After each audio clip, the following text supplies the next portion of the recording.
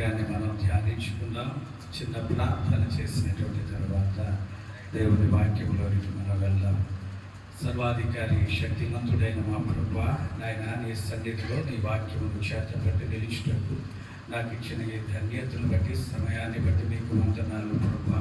మీ పాత్రగా నేను ఉండుటకు మీ పరిశుద్ధాత్మ శక్తి అభిషేకించి పవిత్రపరిచి పరిశుద్ధపరిచి ప్రభువా నీ నామమును మహిమపరిచే పాత్రగా వాడుకున్నామని యేసు నామములో అడిగి వేడుకొనిచి ఉన్నాము తండ్రి. ఆమేన్. ప్రియ దేవుని బిడ్డలారా, ఈరోజు మా యొక్క అంశం ఏంటి అంటే పరదేశిని ప్రేమించుట. చెప్పండి ఏంటి? పరదేశి అని అంటే మన దేశస్తుడు కానివాడు, లేకపోతే మన ఊరు వాడు కానివాడు, మనకు సంబంధించినటువంటి వాడు కానివాడు. అటువంటి అతనిని వేరొక ప్రాంతము నుంచి లేదా వేరొక దేశము నుంచి వచ్చినటువంటి ఆ యొక్క వ్యక్తిని ప్రేమించుట అనేటువంటిది దేవుడు మనకిచ్చినటువంటి ఆజ్ఞలలో ఒక ఆజ్ఞ. దేవుడు ఇశ్రాయేలీయులకు మోషే ద్వారా ఎన్ని ఆజ్ఞలు ఇచ్చాడో తెలుసు కదండి మీకు. ఎన్నమ్మా? 5. మొత్తం ఎన్ని ఆజ్ఞలు ఇచ్చాడు? 613 ఆజ్ఞలు దేవుడు మోషే ద్వారా ఇశ్రాయేలీయులకు ఇచ్చాడు. ఈ 613 ఆజ్ఞలలో 36 నుంచి 46 ఆజ్ఞలు ఇవి పరదేశుల కొరకు, విధవరాండ్ర కొరకు, తండ్రి లేనటువంటి బిడ్డల కొరకు వ్రాయబడ్డాయి. ఈ 36 లేదా 46 ఆజ్ఞలు ఇవి మనం చెప్పుకోవాలంటే సెక్షన్స్ అన్నమాట. బైబిల్ గ్రంథంలో మనం చెప్పుకోవాలని అంటే న్యాయశాస్త్రంలో ఉన్నటువంటి కొన్ని సెక్షన్స్ 203 నుంచి అనుకుంటాను ఇవి ఉన్నటువంటి సెక్షన్స్. వీటిని చాలా జాగ్రత్తగా ఇశ్రాయేలీయులు పాటించవలసినటువంటి వారై ఉన్నారు. నిర్గమకాండం 22వ అధ్యాయము 21వ వచనం నుండి 24వ వచనం వరకు మనం చూసినట్లయితే దేవుడు వారికి అనుగ్రహించినటువంటి ఆజ్ఞలు మనకి కనబడతాయి. ఒకసారి చదువుదామండి. నిర్గమకాండ 22వ అధ్యాయం 21 నుండి 24 చదువు. పరదేశిని విసిగింపవద్దు, బాధింపవద్దు. మీరు ఐగుప్తు దేశములో పరదేశులై ఉంటేది కనుక విధవరాలినైనను దిక్కులేని పిల్లలనైనను బాధ పెట్టకూడదు. వారు నీ చేత ఏ విధముగానైనా బాధ నొంది నాకు మొర్ర పెట్టిన ఎడల నేను నిశ్చయముగా వారి మొరను విద్దును. నా కోపాగ్ని రగులుకొని మిమ్మును కత్తి చేత చంపించేదను. మీ భార్యలు విధవరాండ్రగుదురు, మీ పిల్లలు దిక్కులేని వారగుదురు. పరలోకపు తండ్రి ఇశ్రాయేలు ప్రజలకు ఇచ్చినటువంటి ఆజ్ఞలు అన్నీ ప్రాముఖ్యమైనటువంటి ఆజ్ఞలే. మనం చదువుకున్నటువంటి ఈ ఆజ్ఞ దేవుడు చాలా ప్రాధాన్యత తన హృదయంలో కలిగినటువంటి వాడు. ఏమంటూ ఉన్నాడనంటే పరదేశిని మనం బాధించకూడదు, విధవరాలని మనం బాధించకూడదు, తండ్రి లేనటువంటి బిడ్డలను మనం బాధించకూడదు. చాలామంది ఏం చేస్తారనంటే విధవరాలే కదా మనల్ని ఏం చేస్తుంది అని అనుకుని ఆమె మీదకు తిరుగుబాటు చేసేటువంటి వారు. ఎందుకంటే ఎవరు రాదు, భర్త లేడు కదా, భర్త ఉన్నాడు అనుకోండి, అతడు మన మీద తిరుగుబాటు చేస్తాడు. కాబట్టి ఆమెకు భర్త లేడు కాబట్టి మనల్ని ఏమీ చేయలేరు అనుకుని వారి మీదకు వెళ్ళేటువంటి చాలామంది ఉంటారు. అంతేకాకుండా తండ్రి లేనటువంటి పిల్లలను చాలామంది బాధ పెట్టేటువంటి వారు ఉంటారు. వారి ఆస్తులు జాగ్రత్తగా తెలివి ఉపయోగించి లాగేసుకునేటువంటి పరిస్థితులు ఎన్నో మనం చూస్తూ ఉన్నాం. పరదేశులనేటువంటి వారికి ఈ దేశంలో ఎవడు లేడు కదా, వాడిని కొట్టినా తిట్టినా ఏం చేసినా ఎవడు మనల్ని అడిగేటువంటి వాళ్ళు లేడు. ఈ దేశం మనది కాబట్టి మన ఇష్టం అని అనుకుని పరదేశులైనటువంటి వారిని బాధించేటువంటి మనస్సు కలిగినటువంటి వారు కూడా చాలామంది ఉన్నారు. అంతేకాదు ఇశ్రాయేలీల విషయానికి వచ్చినట్లయితే ఇశ్రాయేలీలు పరదేశులను ఎలా చూస్తారు అని అంటే, అన్యజనులను ఎలా చూస్తారు అని అంటే కుక్కలుగాను పందులుగాను అపవిత్రమైనటువంటి వ్యక్తులుగాను చూస్తారు. కాబట్టి తండ్రి అయినటువంటి దేవుడు వారికి తెలియచేస్తున్న ఆజ్ఞలు ఏంటంటే, పరదేశిని మీరు బాధించటానికి వీలు లేదు, దిక్కులేనటువంటి పిల్లలను మీరు బాధించడానికి వీలు లేదు, విధవరాటను బాధించడానికి వీలు లేదు. ఎందుచేతనంటే దిక్కులేని వారైనా విధవరాండ్రైనా పరదేశులైనా ఎవరి పిల్లలోనంటే దేవుని పిల్లలే. ఎందుకంటే భూమి మీదకు ఒక వ్యక్తి రావాలి అంటే దేవుని చిత్తం లేకుండా ఎవడు కూడా భూమి మీదకి రాలేడు. కాబట్టి మనుషుడు అనేటువంటి వాడు ఎవరైనా దేవుని యొక్క పిల్లలే. అందుచేత దేవుని యొక్క పిల్లలను పరదేశులు అనేటువంటి వారిని మనం ఒకవేళ హింసించినట్లయితే బాధించినట్లయితే దేవుని కోపము చాలా రగులుకుంటుందంట. చాలా రగులుకొని మన మీదకి శాపాన్ని తీసుకుని వస్తుంది. ఎంత శాపం అనంటే, ఎవడైతే ఆ యొక్క పరదేశిని లేదా విధవరాలను లేకపోతే దిక్కులేనటువంటి పిల్లలను హింస పెడుతూ ఉన్నాడో, వారిని బాగా ఇబ్బంది పెడుతూ ఉన్నాడో, అటువంటి వాడి చుట్టూ దేవుడు ఏం చేస్తాడనంటే, వాడి చుట్టూ ఉండేటువంటి రక్షణ వలయ ప్రొటెక్షన్ తీసేస్తాడు దేవుడు. తీసేసినటువంటి తర్వాత వాడు కత్తి వాత చచ్చిపోతాడు, కత్తికి గురవుతాడు, నరకబడతాడు. ఇటువంటి భయంకరమైనటువంటి శిక్ష వాడి మీదకి నేను రప్పిస్తాను. వాడు చచ్చిపోతే వాడి భార్య విధవరాలవుతుంది. వాడు చచ్చిపోతే వాడి పిల్లలు దిక్కులేనటువంటి వారు అవుతారు. ఎందుకంటే వీడు చేసినటువంటి పని ఏంటంటే, ఒక పరదేశిని చంపినప్పుడు ఆ పరదేశి యొక్క భార్య విధవరాలవుతుంది, అతని పిల్లలు దిక్కులేని వాళ్ళు అవుతారు. కాబట్టి మనం ఏ విత్తనాన్ని విత్తుతామో అదే పంట కోస్తాం. కాబట్టి అదే పనిష్మెంట్ మీకు వస్తుంది. అందుచేత చాలా జాగ్రత్తగా మీరు ఉండాలి అని దేవుడు ఇశ్రాయేలీయులకు ఇచ్చినటువంటి ఆజ్ఞలలో 30 లేదా 40 ఆజ్ఞలు వీరి కొరకే ప్రత్యేకించి దేవుడు ఏర్పాటు చేశాడు. మీరు కూడా ఒకప్పుడు పరదేశులే. ఎక్కడున్నారు ఇశ్రాయేలీయులు? వీళ్ళ దేశం కాని దేశం ఐగుప్తు దేశంలో ఎంత కాలం ఉన్నారు అంటే 400 సంవత్సరాలకు పైగా వారు పరదేశులుగా ఉన్నారు, పరాయి దేశస్థులుగా ఉన్నారు. కాబట్టి అక్కడ ఏ విధమైన కష్టాలు అనుభవించారో, ఎంత అవమానాలు అనుభవించారో, ఎన్ని వేదనలు అనుభవించారో అవన్నీ ఎరిగి ఉన్నారు. కాబట్టి ఇదిగో మీరు పరదేశిని ఎప్పుడు కూడా హింస పెట్టకండి అని వారి గత జీవితాన్ని, గతంలో వారు అనుభవించినటువంటి బాధలను, అవమానాలను, శ్రమను దేవుడు వారికి గుర్తు చేస్తూ ఉన్నాడు. పరదేశులు అనేటువంటి వారు ఇతర దేశము నుంచి ఇశ్రాయేలులోకి వచ్చినటువంటి వారు అన్నమాట. అంటే వారిని హెబ్రీ భాషలో గేర్ అంటారు. గేర్ అని అంటే రెసిడెంట్ ఏలియన్. రెసిడెంట్ ఏలియన్ అంటే ఇక్కడ ఉంటున్నారు కానీ వారు ఈ దేశస్తులు కాదు, ఎక్కడి నుంచో వచ్చి ఈ దేశంలో ఉన్నటువంటి వారు గేర్ అనేటువంటి ఆ యొక్క పరదేశి అనేటువంటి వారు. కాబట్టి ఎక్కడి నుంచో వచ్చారు కదా అని వారి మీద మీ ఇష్టం వచ్చినట్లు మీరు చేయడానికి వీల్లేదు. ఎంత ప్రేమించాలి మీరు అని అంటే, లేవీకాండం 19వ అధ్యాయం 34వ వచనంలో మనం చూస్తున్నప్పుడు, నిన్ను నీవెంతగా ప్రేమించుకుంటావో, లేకపోతే నీ కుటుంబాన్ని నీవెంతగా ప్రేమిస్తావో అంతగా నీవు వారిని ప్రేమించాలి అని చెప్పి దేవుడు తెలియచేస్తూ ఉన్నాడు. సార్ చదువుకోండి, లేవీకాండం 19వ అధ్యాయం 34వ వచనం. అమ్మా, మీ మధ్య నివసించు పరదేశిని మీలో పుట్టిన వాని వలె ఎంచవలేదు. ఎలా ప్రేమించాలంటండి?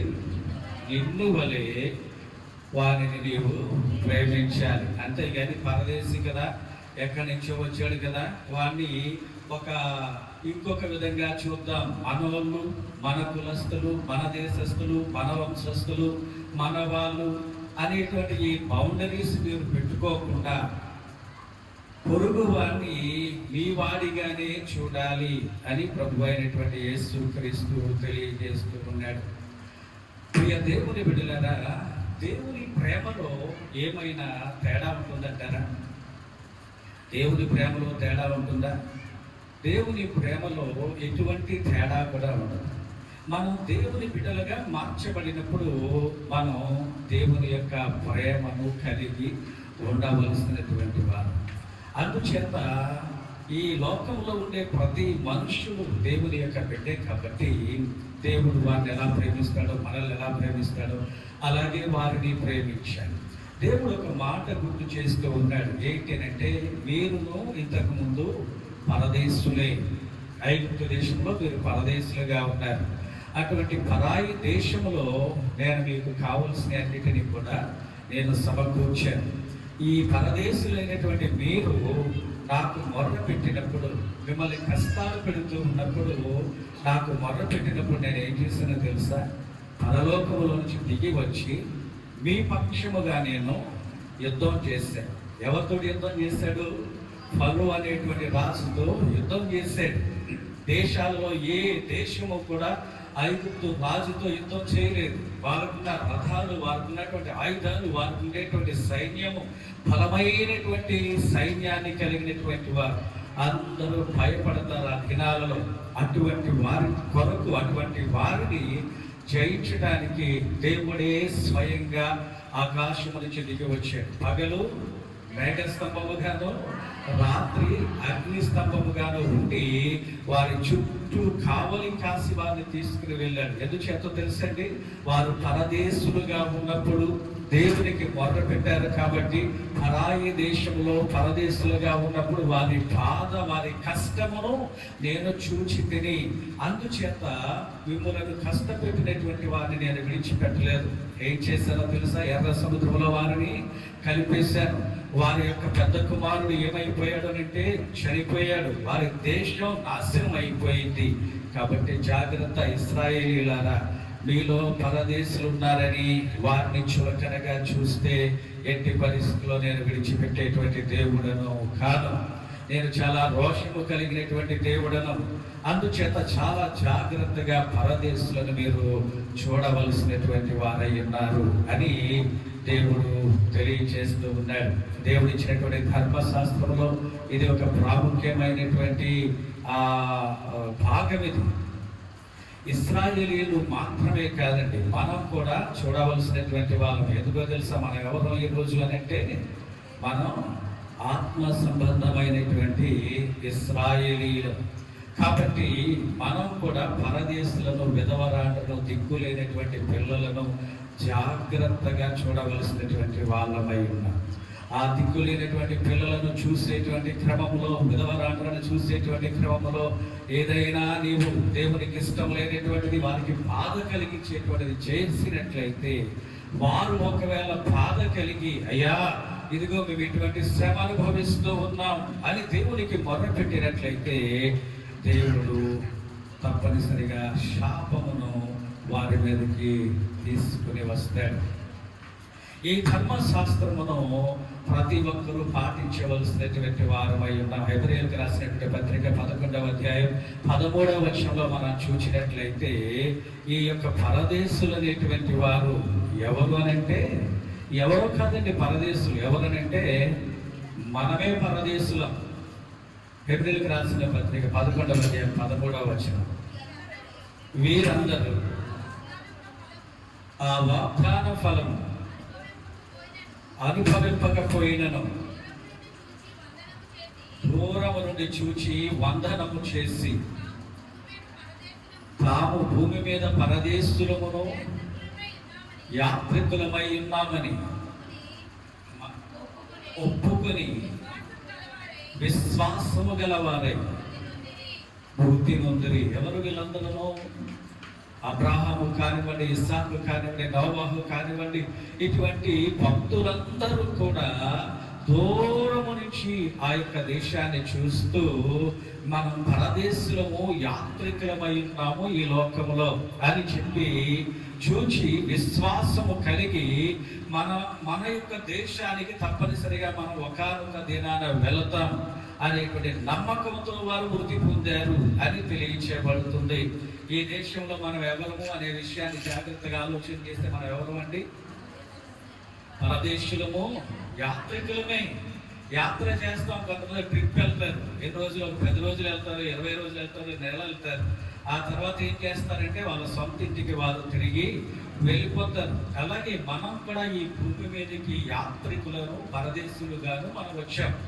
ఈ దేశం మన సొంత దేశమా అంటే కాదండి.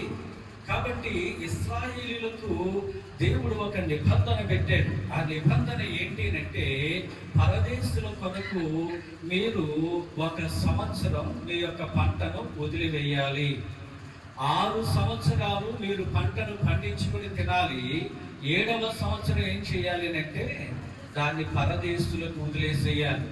ఆ పరదేశులు వచ్చి దానిని ఆ సంవత్సరం అంతా పండించుకుంటారు. అంటే వీళ్ళు పండించుకునే అవసరం లేదు, భూమి తనంతటా తానే ఫలం ఇస్తుందట. దానికి 7th డే, 7వ సంవత్సరం. ఆ 7వ సంవత్సరం భూమి తనంతటా తానే ఫలం ఇస్తుంది. ఆ ఫలమును మీరు కోసుకోవడానికి వీలు లేదు. ఎవరికి వీలు లేదు? ఇశ్రాయేలు ప్రజలకు వీలు లేదండి. మీరు ఎట్టి పరిస్థితుల్లో దాన్ని కోసుకోవడానికి వీలు లేదు. కాబట్టి ఇది ఎందుకు కోసం అని అంటే, పరదేశుల కోసం నేను విడిచిపెడుతూ ఉన్నాను అని చెప్పి తెలియచేస్తున్నాడు. అంతేకాదు, దేవుడు తెలియచేసేటువంటిది ఏంటి అంటే, ఇశ్రాయేలుకి ఇచ్చినటువంటి ఒక ఆజ్ఞ ఏంటి అంటే, వాళ్ళు ఎవరైనా భూమిని కొనుక్కున్నట్లయితే, ఇశ్రాయేలు ప్రజల భూమిని కొనుక్కున్నట్లయితే ఆ భూమిని పర్మనెంట్ రిజిస్ట్రేషన్ చేసుకోవడానికి వీలు లేదు. ఎందుచేత వీలు లేదు అని అంటే, దేవుడు ఏమంటాడనంటే, ఈ భూమి నాది, నీది కాదు. అవునా కాదండి? ఎవరిది? నాది, నీది కాదు. ఇంకొక విషయాన్ని మనం జాగ్రత్తగా ఆలోచన చేస్తే, భూమి మీద నుంచి మనం ఏం తీసుకెళ్తాం? ఏమీ తీసుకెళ్తాం. ఏమీ తీసుకెళ్ళదు. దీనికోసం ఎన్ని ప్రయాసాలు పడిపోతాం తెలిసేది. హత్యలు చేస్తారు డబ్బులు సంపాదించడం కోసం, లేకపోతే మోసాలు చేస్తారు, దోపిడీలు చేస్తారు, రకరకాలైనటువంటి భయంకరమైనటువంటి పనులు చేసేటువంటి వారు. ఎందుకంటే ఈ లోకంలో బోర్డు సంపాదించేసుకుంటారు. కానీ వెళ్ళేటప్పుడు ఏం తీసుకెళ్తారు అని అంటే, 1 రూపాయి కూడా తీసుకెళ్తారు. ఈరోజు ప్రపంచంలో ధనవంతుల్లో 4వ ధనవంతుడు మన దేశంలో ఉన్నాడు. ఆయన వెళ్ళేటప్పుడు ఏం తీసుకెళ్తాడు? 5 కోట్లు తీసుకెళ్తాడు. ఆయనకున్నటువంటి ఆ అడవి అంతా తీసుకెళ్తాడా? ఆయనకున్నటువంటి 5,000 కోట్ల విలువైనటువంటి బిల్డింగ్ ఏమైనా తీసుకెళ్తాడని అంటే ఎట్టి పరిస్థితుల్లో కూడా తీసుకెళ్ళగలం. ఏం వెళ్తామంటే మనం మాత్రమే వెళ్తాం. ఈరోజు ఒక చిన్న ప్రశ్న అడుగుతాను మిమ్మల్ని, సమాధానం చెప్పండి. మీకు తెలిసిన సమాధానం చెప్పండి. మీ బరువు ఎంత?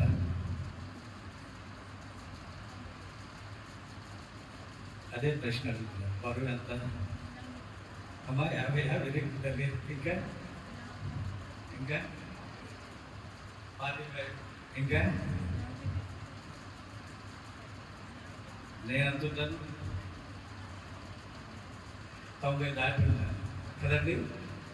నేను అడిగినటువంటి ప్రశ్న మీకు అర్థమైందండి?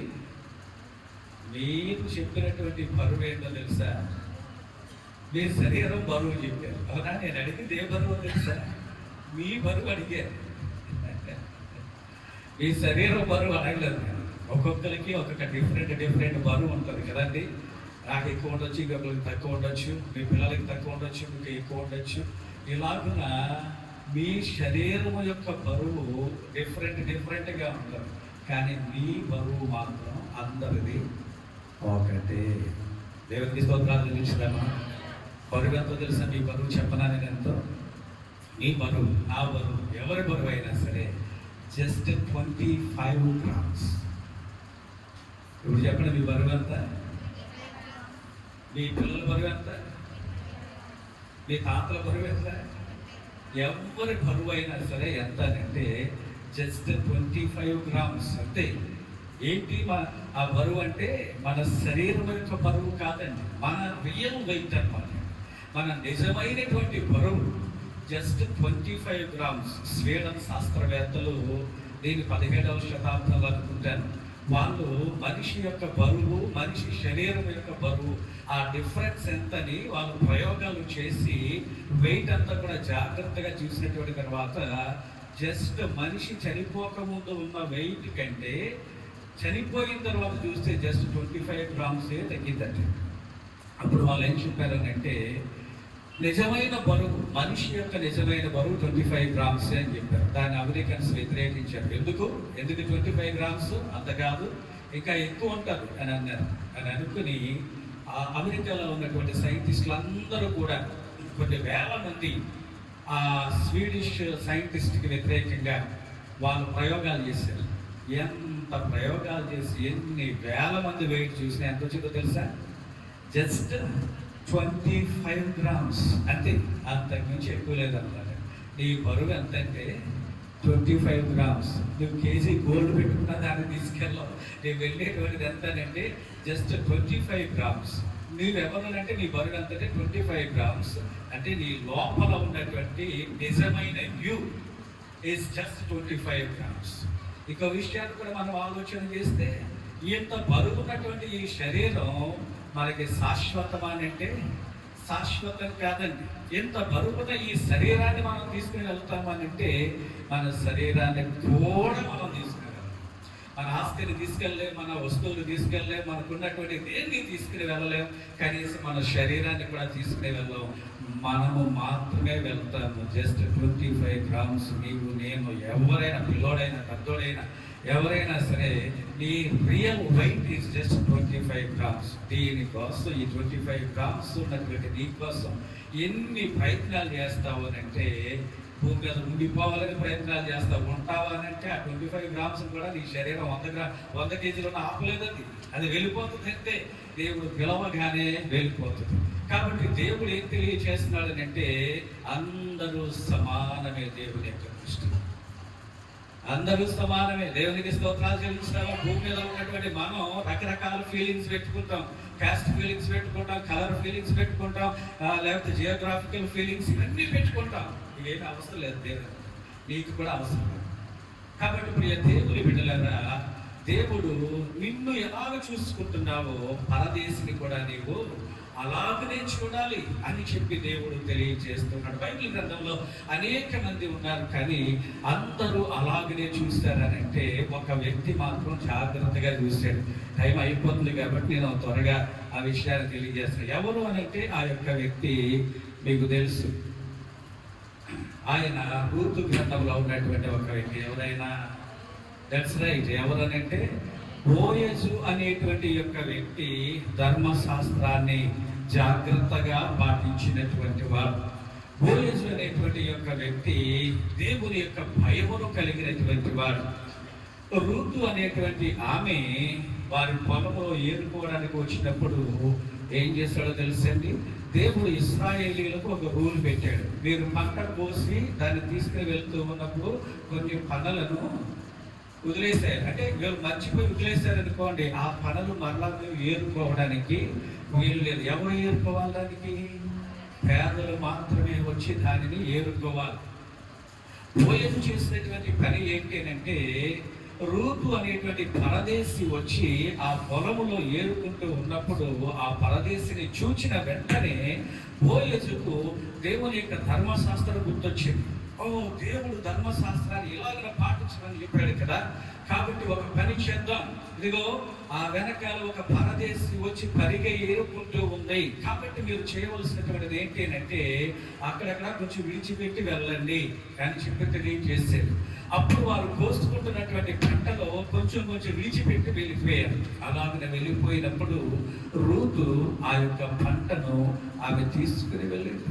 అంతేకాదు, బోయజు ఇంకా చేసినటువంటిది ఏంటి అంటే అక్కడ ఉన్నటువంటి యవనస్తులకు ఆజ్ఞాపించాడు, ఫుడ్ పెట్టాడు, ప్రొటెక్షన్ ఇచ్చాడు.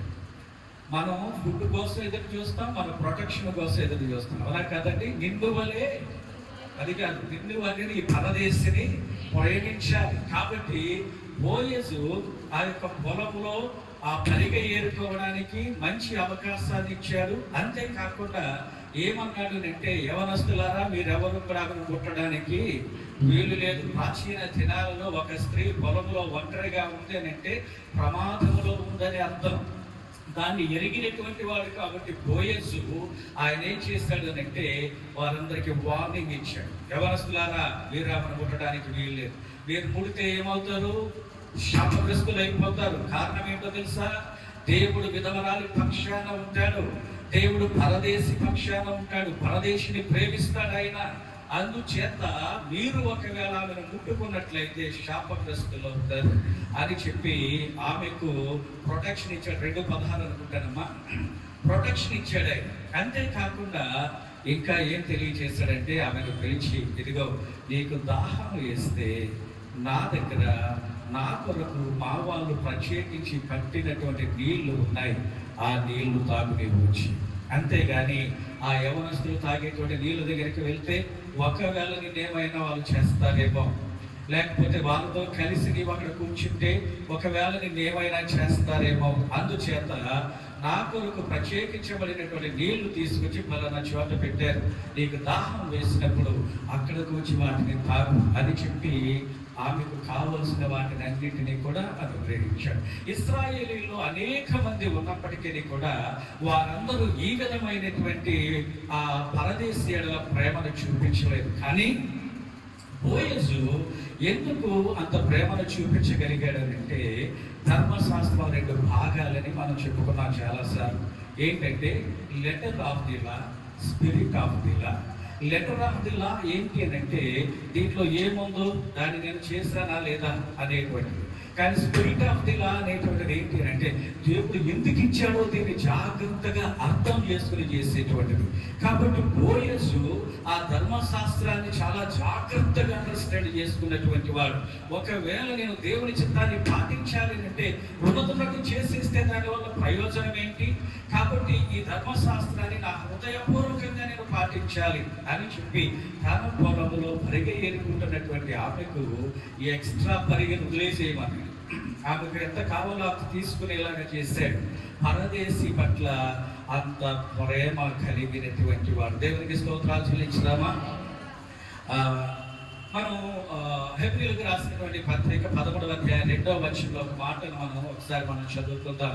హెబ్రీయులకు రాసిన పత్రిక 11వ అధ్యాయం 2వ వచనాన్ని ఒకసారి మనం చదువుకుందాం. త్వరగా చదువు.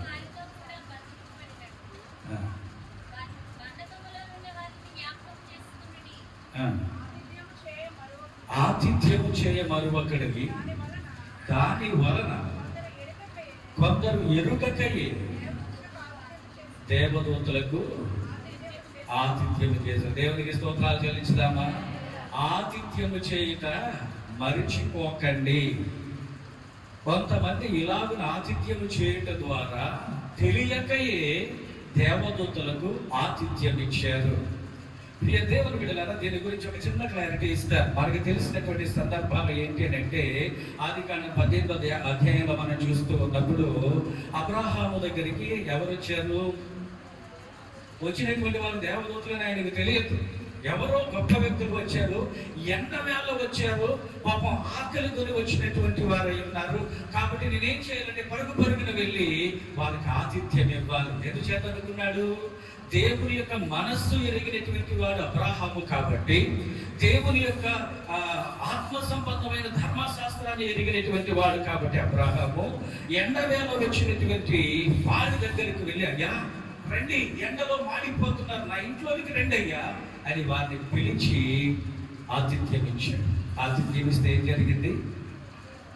వీరికి ఏది అవసరమో ఆ అవసరత తీర్చాడు. ఎరువుకయ్యే ఆతిథ్యం ఇచ్చాడు, ఆశీర్వాదాన్ని పొందుకున్నాడు. దేవునికి స్తోత్రాలు చెల్లించుదామా? లోతు విషయాన్ని గురించి మనం ఆలోచన చేసినట్లయితే 19వ అధ్యాయంలో లోతు ఉన్నటువంటి ఆ ప్రాంతంలో గేటు దగ్గరకు వచ్చి 2 వ్యక్తులు కూర్చున్నారు. వాళ్ళెవరో ఇతనికి తెలియదు, అతనికి. అయ్యో ఎవరో స్ట్రేంజర్స్ వచ్చారు, ఎవరో పరదేశులు వచ్చారు, గేట్ బయట కూర్చున్నారు అని చెప్పి పరుగున వెళ్ళి, అయ్యా ఆ ఇంట్లోకి రండి అయ్యా, ఆ ఇంట్లోకి రండి అయ్యా అని ఆ ఇంట్లో ఆహారం పెట్టినటువంటి తర్వాత ఆ దేశంలో ఉన్నటువంటి ప్రజలు వచ్చి వారి మీద తిరుగుబాటు చేసినటువంటి తర్వాత అక్కడ జరిగినటువంటి కార్యం, అద్భుత కార్యాన్ని బట్టి మాత్రమే వీళ్ళ దేవదూతలు తెలుసుకున్నారు. ఎరుగకయ్యే దేవదూతలకు ఆతిథ్యం ఇచ్చాడు. వారెవరో స్ట్రేంజర్స్ అయినప్పటికీ కూడా ఆతిథ్యం ఇచ్చాడు. అతడు ఆశీర్వదించబడ్డాడు. నాశనం అయిపోతున్నటువంటి సొదొమ గొమొర్రా పట్టణం నుంచి అతడు తప్పించబడ్డాడు.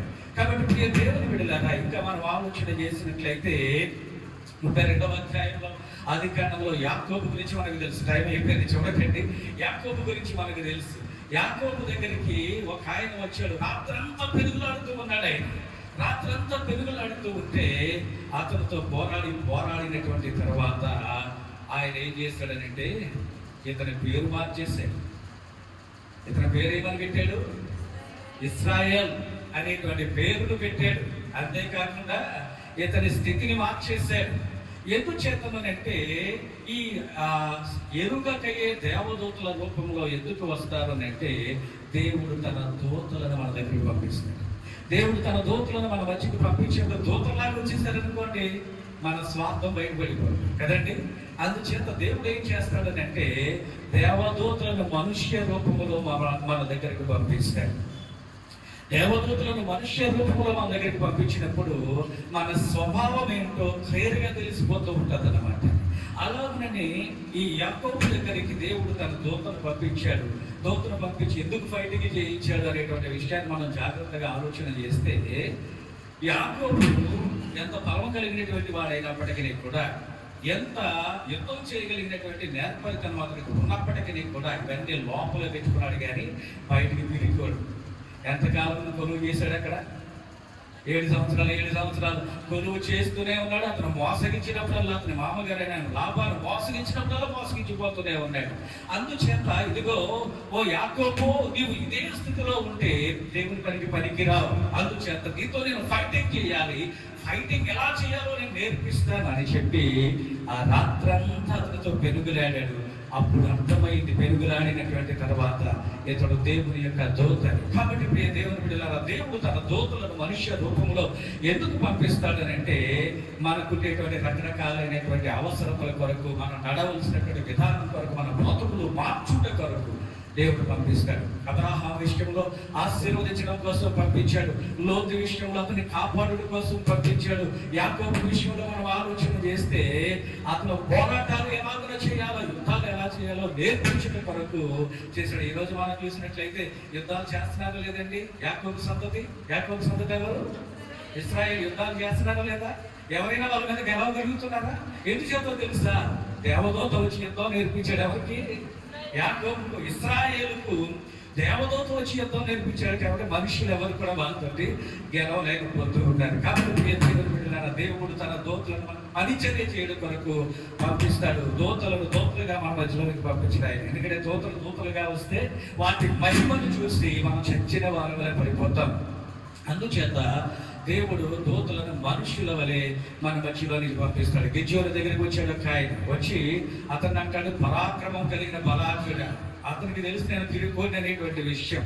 కానీ నువ్వు పిరుపోడిగా ఉండడానికి వీల్లేదు, దేవుడిని ఏర్పాటు చేసుకున్నాడు అని దేవుని ఏర్పాటును గుర్తు చేయడానికి దేవుడు దేవదూతను అతని దగ్గరకు పంపించాడు. దేవునికి మహిమ కలుగునుగాక.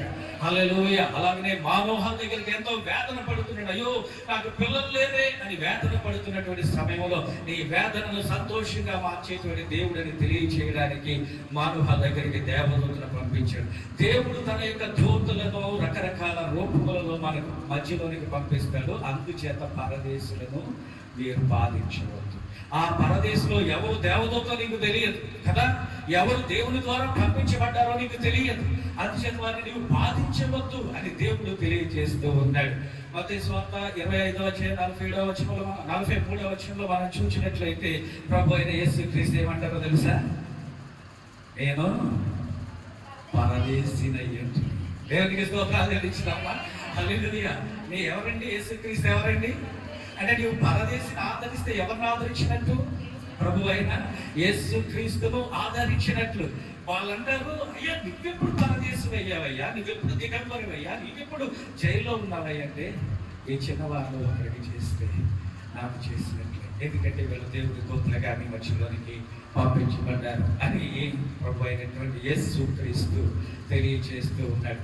కాబట్టి పరదేశంలోని ఇబ్బంది పెడితే వారిని పంపినటువంటి దేవునిని ఇబ్బంది పెట్టినటువంటి వాడు, పరదేశంలో పక్షాన వాదించేటువంటి వాడు అడ్వకేట్ ఎవరునంటే దేవుడు. అందుచేత పరదేశంలో నీవు ఎప్పుడు కూడా హింసించకూడదు, అవమానపరచకూడదు.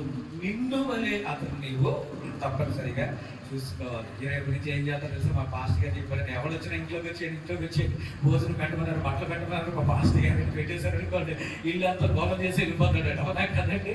అందుచేత అలాగే కాదు, అతడు దేవుని చేత పంపించబడినటువంటి వాడా లేకపోతే సాతాను చేత పంపించబడినటువంటి వాడా అనేటువంటి విషయాన్ని జాగ్రత్తగా మనం తెలుసుకోవాలి. అది ఎలాగ నీకు తెలుస్తుంది అంటే దేవుని యొక్క ఆత్మ నీలో ఉంటే, దేవుని యొక్క ఆత్మలో ఉండేటువంటి వన్ ఆఫ్ ది గిఫ్ట్స్ ఏంటి అంటే వివేచన వరం.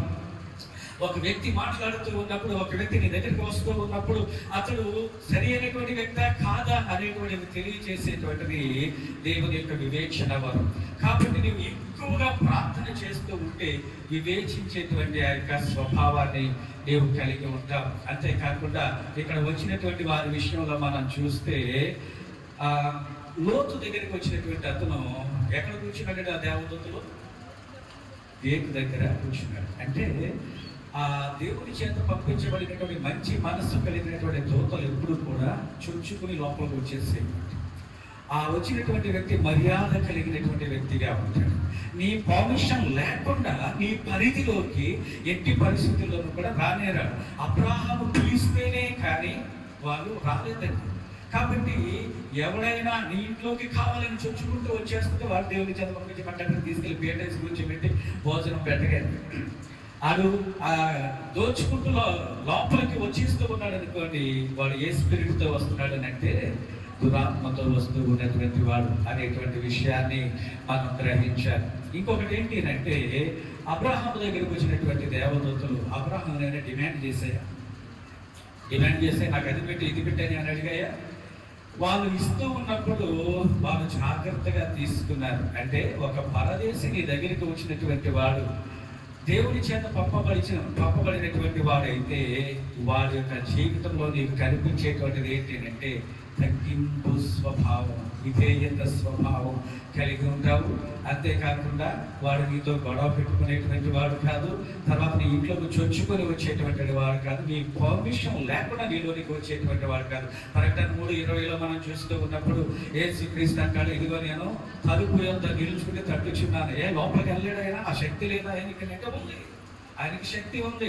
ఆకాశాన్ని గురుత్వాకర్షణ శక్తిని సహితం నిరోధించి పైకి వెళ్ళగలిగినటువంటి వాడు, వీటిని ద్రాక్షారసంగా మార్చగలిగినటువంటి శక్తి కలిగినటువంటి దేవుడు ఆయన ఏమంటున్నాడు అంటే నేను తలుపు పడుతున్నాను. ఎందుకంటే ఇది మర్యాద. దేవుని దగ్గర నుంచి పంపించబడేటువంటి వాళ్ళు మర్యాద కలిగి ఉండేటువంటి వారు, నీ పర్మిషన్ లేకుండా నీ ఇంట్లోనికి వచ్చేటువంటి వారు కాదు. అంతేకాదు వారు వచ్చినటువంటి పర్పస్ ఏంటో దాని గురించే మాట్లాడుతారు. నీవెంతసేపు వారితో మాట్లాడినప్పటికీ కూడా వారు ఏ ఉద్దేశంతో వచ్చారో ఆ విషయాన్నే చెప్తారు తప్ప నీ దగ్గర ఉన్నటువంటి డబ్బుల గురించో దేని గురించో ఆశించి నిన్ను పొగిడి నిన్ను చాలా సంతోషపరిచేసి నిన్ను మాటల్లో పెట్టేసి తీసుకుని వెళ్ళిపోయేటువంటి వారు కాదు. దేవుని దగ్గర నుంచి పంపించబడినటువంటి వారు ఒకరోజు ఒక మాట చెప్పారంటే ఇంకొక రోజు అదే మాట, దానికి ఏమి ఎడిషన్ చేయరు, డిలీషన్ చేయరు. వారు ఏది చెప్పారో అదే చెప్తారు. మారిపోతూ ఉందనుకోండి వాళ్ళు చెప్పేటువంటిది, అది దేవుని యొక్క ఆత్మ కాదు. ఎందుచేత మారిపోతూ ఉంటుంది అని అంటే నీ మీద నీ దగ్గర నుంచి ఏదో సంపాదించుకోవాలనేటువంటి ఆశ వాళ్ళకు ఉంటుంది. కాబట్టి ఆ స్వార్థాన్ని బట్టి నీకు అనుకూలంగా చెప్పాలి అనేటువంటి ఉద్దేశంతో మారిపోతూ ఉంటారు. అందుచేత వీళ్ళు దేవుని దగ్గర నుంచి పంపించబడ్డవారా లేదా అనేటువంటి విషయాన్ని నువ్వు ఆలోచన చేయాలి. ఫస్ట్ ఎలాగ ఆలోచన చేయాలి అంటే వారు మర్యాద కలిగినటువంటి వారా కాదా, నీ ఇంట్లో చొచ్చుకొని వచ్చేస్తున్నారా, లేకపోతే ఆగి నీవు పిలిచే వరకు ఉంటున్నారా? లేకపోతే నీవు పెట్టేటువంటి దానికోసం వారు చూస్తున్నారా, లేకపోతే అది పెట్టి ఇది పెట్టి అని డిమాండ్ చేస్తూ ఉన్నారా? వాళ్ళు చెప్పేటువంటి మాటల్లో సత్యం ఎంత వరకు ఉంది దీనిని గ్రహించారు. తర్వాత ఇంకొకటి ఏంటి అంటే, ఎవరైనా దేవుని చేత పంపించబడినటువంటి వాళ్ళు వచ్చినప్పుడు నీతో నవ్వుతూ లేకపోతే నేనేదో మ్యానిపులేట్ చేస్తూ మాట్లాడరు, కానీ స్ట్రైట్ ఫార్వర్డ్గానే మాట్లాడతారు. స్ట్రైట్ ఫార్వర్డ్గా మాట్లాడుతూ ఉన్నప్పుడు నీ హృదయంలో ఒక విధమైనటువంటి కదిలింపు, అవునా, నీ పాపం అనేటువంటిది కదిలించబడుతూ ఉంటుంది. అప్పుడు నీలో ఒక విధమైనటువంటి ఆందోళన వస్తుంది. అవును, వీళ్ళు మాట్లాడుతుంటే నాలో ఏంటో ఒక విధమైనటువంటి ఆ కదిలింపు వస్తుంది ఏంటి అనేటువంటి ఆలోచన నీలోనికి వస్తారు. అటువంటి వాళ్ళు దేవుని చేత పంపబడినటువంటి ప్రవక్తల వంటి వారు. కాబట్టి ప్రియ దేవుని బిడ్డలారా, దేవుని చేత పంపబడినటువంటి వారా లేదా అనేటువంటి విషయాన్ని జాగ్రత్తగా తెలుసుకున్నటువంటి తర్వాత మాత్రమే వారికి ఆతిథ్యం.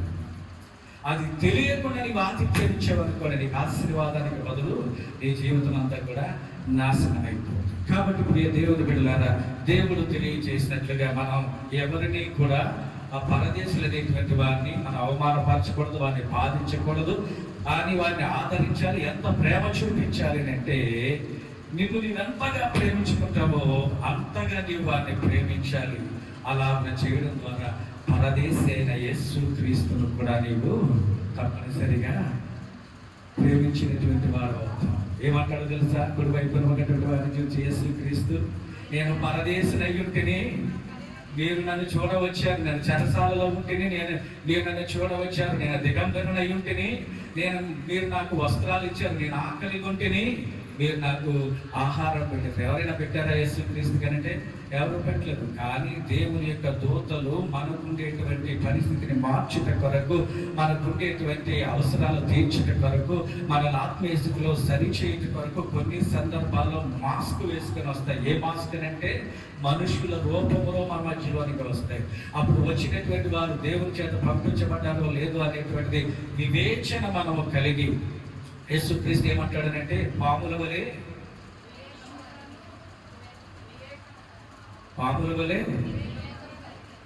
వివేకము కలిగి పావురం వలె నిష్కపటముగా ఉండమని దేవుడు తెలియజేస్తున్నాడు. పాము ఏం చేస్తుంది తెలుసా?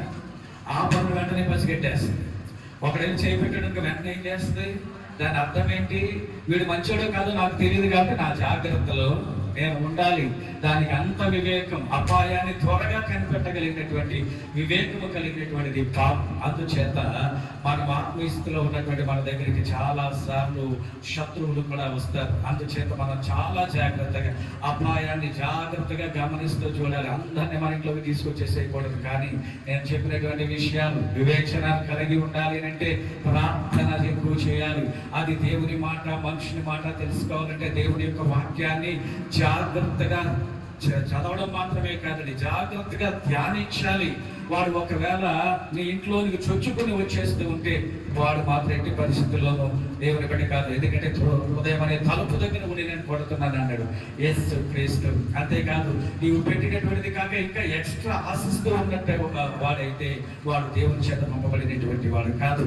అంతేకాకుండా నిన్ను మాటలతో నవ్వించి కవ్వించి ఇలాగున చేస్తూ ఉన్నటువంటి వాడైతే దేవుని చేత పంపబడినటువంటి వాడు కాదు. ఈ విషయాన్ని గమనించి నీవు ముందుకు వెళ్ళాలి. అటు తర్వాత ఏం జరుగుతుందో తెలుసా? దేవుని చేత నిజంగా పంపబడినటువంటి వాడైతే నీ దగ్గర మళ్ళీ ఇంకొక మరుక్షణం కూడా ఉన్నాడు. అక్కడ అబ్రాహాం దగ్గర నుంచి దూతలు వెళ్ళిపోయారు, లోతు దగ్గర నుంచి దూతలు వెళ్ళిపోయారు, గిద్యోని దగ్గర నుంచి దూతలు వెళ్ళిపోయారు, సంసోను దగ్గర నుంచి దూతలు వెళ్ళిపోయారు.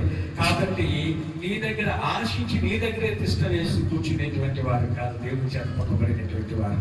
దాన్ని జాగ్రత్తగా గమనించినట్లయితే, దేవుడు విధవరాలను వాళ్ళను మనం పోషించినట్లయితే, అనాథ పిల్లలను మనం జాగ్రత్తగా చూసినట్లయితే, పరదేశిని మనం జాగ్రత్తగా చూసినట్లయితే అనేక ఆశీర్వాదాలు పొందుకుంటాం. శాంపగ్రస్తులవుతాం. కానీ మనమందరం కూడా గొప్ప ఆశీర్వాదాలు పొందుకున్నట్లు మన హృదయాల్లో దేవుడు జ్ఞానం ప్రవహించడం కాక చిన్న ప్రార్థన చేస్తాం. సర్వాధికారి శక్తివంతుడైన మా ప్రభు పరిశుద్ధుడానికి వందనాలయ్యా. ఇదిగో పరదేశిని ప్రేమించడం, ఆ పరదేశి నీ ఆత్మ కలిగిన వాడు, దురాత్మ కలిగిన వాడు మేము తెలుసుకోగలిగినట్లు వీళ్ళందరికీ కావాల్సిన జ్ఞాన హృదయాన్ని అనుగ్రహించండి. ఎందుకంటే పరదేశిగా వచ్చినటువంటి వాడు నీ దగ్గర నుంచి వస్తే ఎన్నో ఆశీర్వాదాలు, అనేకలు ఆశీర్వదించబడ్డారు. అంటే ఆశీర్వాదాలు ఈ బిడ్డలు ప్రాప్తులు అన్నట్లు కూర్చున్నాము. యేసు నామములో అడిగి వేడుకొంచున్నాము తండ్రి. ఆమేన్.